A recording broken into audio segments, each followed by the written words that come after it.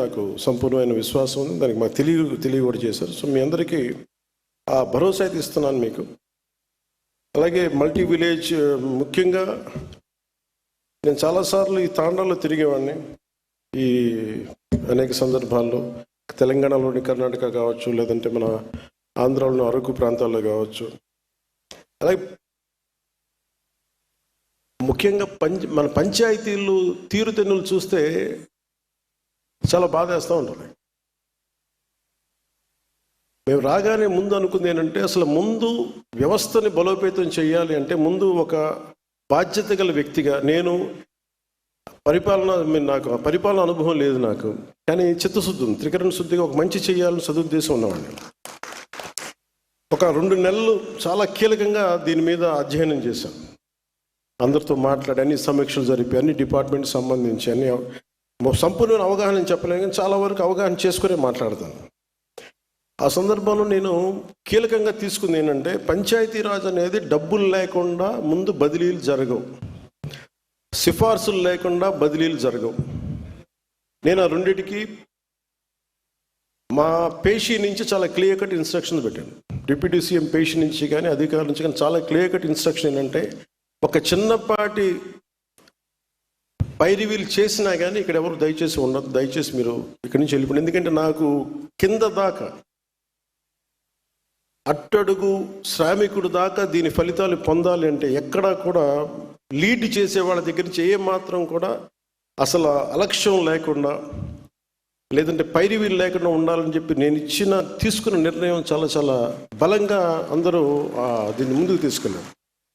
అందుకనే మనకి డిఈఓలు కానీ ఎవరైనా సరే ఏ స్థాయి అధికారులకైనా క్లియర్ కట్గా ఏం చెప్పి మా పరిధిలో ఉన్నంత వరకు ఎంతమందిని ట్రాన్స్ఫర్ చేయాలి. చాలామంది మా పేజ్ మన వెంకటకృష్ణ గారు, మన ఓఎస్డి వెంకటకృష్ణ గారు చెప్తూ ఉంటారు, చాలామంది ట్రాన్స్ఫర్లను చేసిన తర్వాత అంటే జీవితంలో మాకు ఎప్పుడు ఇంకా ఒక రైట్ పోస్టింగ్ రాదు, లేదంటే సమర్థత ఉండి, నేను సమర్థతను వెతుక్కున్నాను. నేను నిజంగా ఇంటిగ్రిటీ ఉండి మన పరిపాలనా వ్యవస్థని పటిష్టం చేద్దాం అనుకున్న అధికారులు ఎవరున్నారో వాళ్ళని వెతికి పట్టుకోండి. ఫస్ట్ నేను ఇచ్చిన ఇన్స్ట్రక్షన్ అంతే, వెతికి పట్టుకోండి.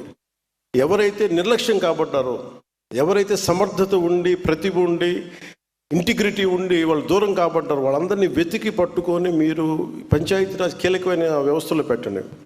అలాగే ప్రతి ఎమ్మెల్యే గారి దగ్గర నుంచి, మంత్రులు, క్యాబినెట్ సహచరుల దగ్గర నుంచి నాకు రికమెండేషన్స్ వస్తే నేను ఒకటే చెప్పాను, నేను ఈ కండిషన్స్ పెట్టాను. ప్రయారిటీస్ ఎబిలిటీ కావాలి, సమర్థత ఉండాలి. అట్ ద సేమ్ టైం నేను రూల్ బుక్ని నేను వైలేట్ చేయను, నేను రూల్స్ని వైలేట్ చేసేది చేయను. అలాగే మీకు ఈ అన్నీ కలిసినప్పుడు మీరు చెప్పే వ్యక్తికి సమర్థన ఖచ్చితంగా దాన్ని ముందుకు తీసుకెళ్తానని చెప్పి అందరినీ నేను ఒప్పించాను. అలాగే కొన్ని చేసినవి ఉన్నాయి, కొన్ని చేయలేనివి కూడా ఉన్నాయి. ఇది ఒక్కటి ఈ రోజున చాలా సమర్థవంతంగా హెల్ప్ చేస్తుంది. అదే కనుక లేకపోయింది కానీ ఉండుంటే ఈ రోజున మనం ఇంత ఉత్సాహంగా ఈ పంచాయతీరాజ్ దినోత్సవం జరుపుకోవడం మన మనసు ఒప్పేది కాదు. మీరు చెప్పండి, గత 5 సంవత్సరాల్లో అసలు ఇలాంటి సందర్భం జరిగిందా? మీరు ఆలోచించండి ఒకసారి.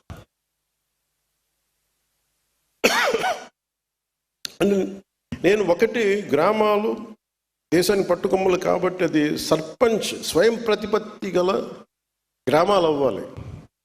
కానీ దానికి చాలా కష్టసాధ్యమైంది ఏంటంటే, ఒకటి గ్రామాలు, పంచాయతీలు రాజకీయాల్లో కూరుకుపోయినాయి, లేదంటే వర్గపోర్లో కూరుకుపోయినాయి, లేదంటే కులాల మధ్య కూరుకుపోయినాయి. వీటన్నిటినీ అధిగమించి ముందుకు వెళ్ళాలి అంటే ఖచ్చితంగా మనం ఇర్రెస్పెక్ట్ ఆఫ్ ద పార్టీస్. అందుకే రాగానే 10,000 కానీ 25,000 కానీ మన జాతీయ దినోత్సవానికి కావచ్చు, లేదంటే మన రిపబ్లిక్ డే కావచ్చు, ఇర్రెస్పెక్టివ్ అక్కడ కూటమికి సంబంధించిన సర్పంచ్లే లేరు, దాదాపు 70-80% దగ్గర. ఎందుకు ఆ భరోసా ఇవ్వడానికి మేము ప్రయత్నం చేసామంటే, it's irrespective of politics, irrespective of political benefit, irrespective of whether NDA is there or not.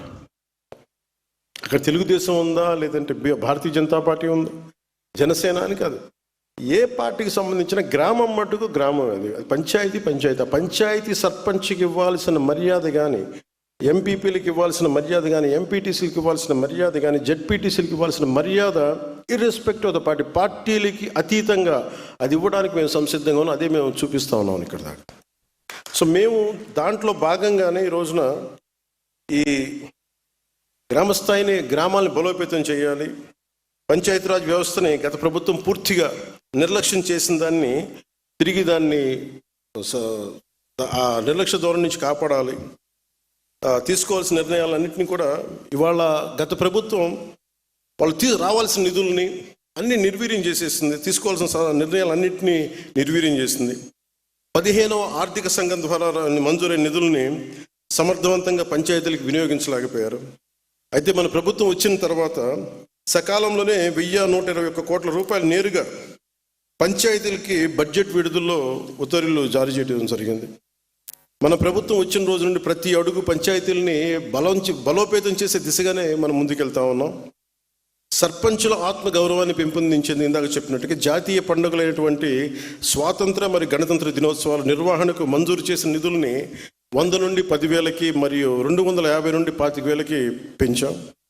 మునుపటి ప్రభుత్వంలో ఉపాధి హామీ పథకం కింద గ్రామ అభివృద్ధిలో ఎలాంటి నిర్ణయాలు తీసుకున్నారు, ఎలాంటి పనులు జరుగుతున్నాయనే దానిపైన స్పష్టత ఉండేది కాదు. కానీ మన ప్రభుత్వం రాగానే ఉపాధి హామీ పథకాన్ని పారదర్శకంగా అమలు చేస్తూ సోషల్ ఆడిట్స్ చాలా సమర్థవంతంగా నిర్వహించడం జరిగింది. ఇప్పటి వరకు ఉపాధి హామీ పథకం కింద 46,94,000 కుటుంబాలకు చెందిన 75,23,000 మంది ఉపాధి ఇక్కడ కూలీ అని రాశారు. నాకు ఈ పదం కొంచెం ఇబ్బందిగా ఉంది.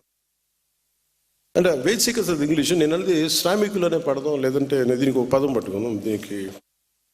అంటే గ్రామ వికాస నరేగా శ్రామికులు అనే పదం నాకు ఇష్టంగా అనిపించలేదు. పల్లెల్ని నిర్మించే కార్మికులు, లేదంటే గౌరవం ఇవ్వాలి, అంతేగాని ఏదో ఉపాధి మన కూలీ ఇస్తున్నాం డబ్బులు వెళ్ళిపోయిన అలా ఉంది. అందుకని దయచేసి దీన్ని ఒకసారి, ఎందుకంటే పిఆర్ డిపార్ట్మెంట్ లేదంటే న్యూస్ పేపర్స్లో అన్నిటి కూడా ఉపాధి హామీ కూలీ అంటే కూలీ అనే పదం బ్రిటిష్ వాళ్ళ నుంచి వచ్చింది. మనల్ని భారతీయుల్ని చైనీస్ని బయట తోటలో పనిచేయడానికి అది చాలా డిరగేటరీ టర్మ్. అందుకని దయచేసి ఆ పదం మనం వాడద్దు. అందరినీ మార్చలేం, కానీ దయచేసి ఈ పదం ఆ పంచాయతీరాజ్ ప్రిన్సిపల్ సెక్రటరీ గారికి, ఉన్నతాధికారులకు కూడా నా విజ్ఞాపన. ఇంకొక కొత్త పదం ఏదైనా పట్టుకుని నరేగా శ్రామికులను అనండి, లేదంటే గ్రామ వికాస శ్రామికులు అనండి, శ్రామికుడు అనే పదం వాడండి దయచేసి. అందుకని ఈ ఉపాధి హామీ కింద గ్రామాభివృద్ధికి ఎలాంటి మనకి ఈ ఉపాధి శ్రామికులకి వారి సొంత గ్రామాల్లో ఉపాధిని కల్పించాం. 24-25 ఆర్థిక సంవత్సరంలో 24,23,00,000 పని దినాలను 5,10,000 కుటుంబాలకు 100 రోజులు పని కల్పించాం. మన ప్రభుత్వం ఏర్పడిన వెంటనే పంచాయతీరాజ్ వ్యవస్థకు జీవనాడైనటువంటి గ్రామ సభలను చిత్తశుద్ధితో సమర్థవంతంగా నిర్వహించగలుగుతున్నాం. గ్రామ సభల ద్వారా గ్రామ స్థాయిలో ప్రజల అవసరాలను గుర్తించి ప్రాధాన్యతతో కూడిన నిర్ణయాలు తీసుకుంటున్నాం. ఇలాంటి దృఢ సంకల్పంతో ఒక్కసారి 13,326 గ్రామ పంచాయతీల్లో గ్రామ సభలు నిర్వహించి ప్రపంచ రికార్డును కూడా మనం సాధించాం. గ్రామ సభల్లో తీసుకున్న నిర్ణయాలను పల్లె పండుగ ద్వారా పూర్తి చేసిన పనులు మీ దృష్టికి తీసుకొస్తాం. 4,000 కిలోమీటర్లు సిసి రోడ్లు నిర్మించాం. 21,564 గోకులాలు నిర్మించాం. 12,950 నీటి తొట్టులని, అంటే మనకి మూగజీవాలకు కావాల్సిన నీటి తొట్టుల్ని నిర్మించాం. 20,286 ఫామ్ పౌండ్స్ని తీసి మనం పూర్తి చేశాం. ఖర్చు చేసిన మొత్తం దాదాపు 10,669 కోట్లు. ఇదంతా ఒక సంవత్సరంలో, ఇంకా అవల కరెక్ట్గా చెప్పండి 9 నెలలు. ఈ విధమైన పంచాయతీరాజ్ బలోపేతం కేవలం మైదాన ప్రాంతాల్లోనే కాకుండా గిరిజన ప్రాంతాల్లో కూడా పంచాయతీ విస్తరణం, అంటే panchayati extension to scheduled areas PESA దీని కింద బలోపేతం చేసే దిశగా మొన్నే అడవి తల్లి బాటని కార్యక్రమాన్ని ప్రారంభించాం.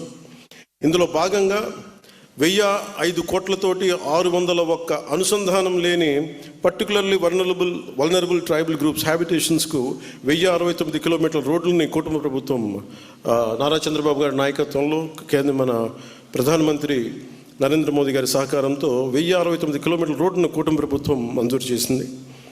పంచాయతీరాజ్ వ్యవస్థల్లో పరిపాలనాపరమైన పునర్నిర్మాణం, ఇతర సంస్కరణలు తీసుకురావటం, డివిజన్ లెవెల్ డెవలప్మెంట్ ఆఫీసర్ పోస్టులని బలోపేతం, పరిపాలన పునర్వ్యవస్థీకరణ చేయడం జరిగింది.